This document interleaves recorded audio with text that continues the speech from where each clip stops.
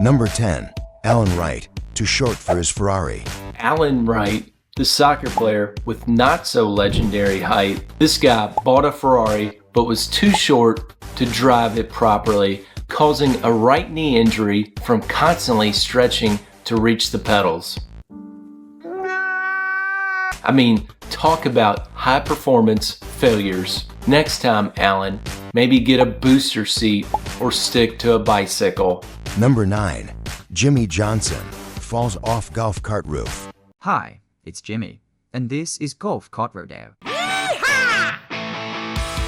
Next up, we have NASCAR driver Jimmy Johnson, who decided to test his luck not on the track, but on top of a golf cart in December of 2006. Yo, Jimmy, golf carts aren't race cars, and roofs are not for standing. Yeah, man, whatever. Jimmy took a tumble, and instead of getting a trophy, he got a cast for breaking his left wrist. Number 8. Moises Alou, falls off treadmill. Moises Alou was out there thinking, I've faced Randy Johnson. I can handle this treadmill. But he was wrong when in February of 1999, he fell off a treadmill and tore his ACL in his left knee. Who knew the treadmill would be his toughest opponent? Number 7. Adam Eaton, cuts himself trying to open a DVD. Back in 2001, Adam Eaton cut himself while opening a DVD case. Yes, folks, a DVD, not even a Blu-ray. Apparently, Adam found a way to make handling DVDs dangerous. You clearly don't know who you're talking to, so let me clue you in. I am not in danger, Skylar. I am the danger. Thank goodness the world is a much safer place now that we have the option to stream. Number 6. Kevin Mitchell, breaks tooth on donut.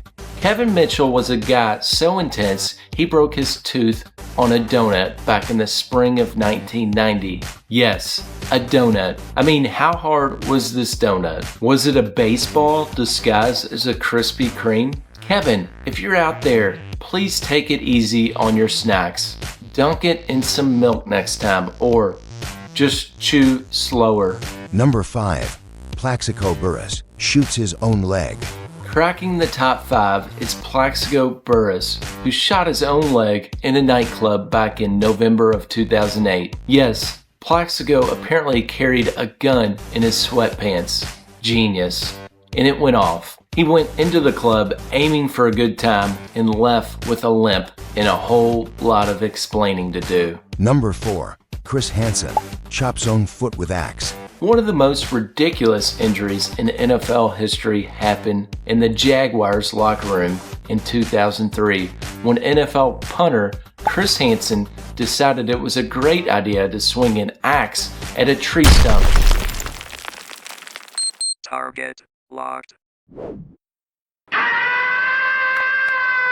And ended up hitting himself in the leg, ending his season. Why were an axe and a tree stump in the Jaguars locker room, you might ask? Well, apparently the coaching staff used "keep chopping wood" as a motivational slogan, and somewhere along the way, it went from just a thing coaches say during a hard practice to being taken literally. Number 3. Gus Frerotte, headbutts a wall.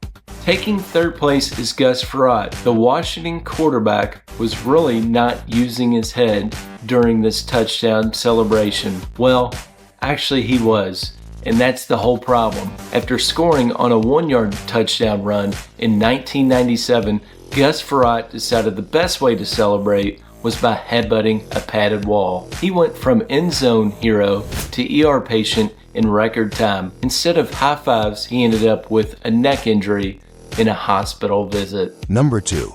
Steve Sparks, tries to rip a phone book in half.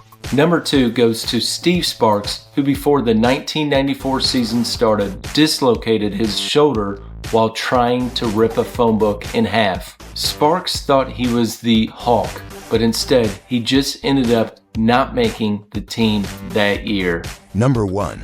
Brian Anderson, irons his own face. And finally, at number 1, we have Brian Anderson, who ironed his own face when checking to see if it was warm enough. Who knew that trying to smooth out wrinkles would end up with a trip to the ER? Checking how warm an iron is by pressing it against your face is like testing a stove by putting your hand directly on the burner, except with more facial damage.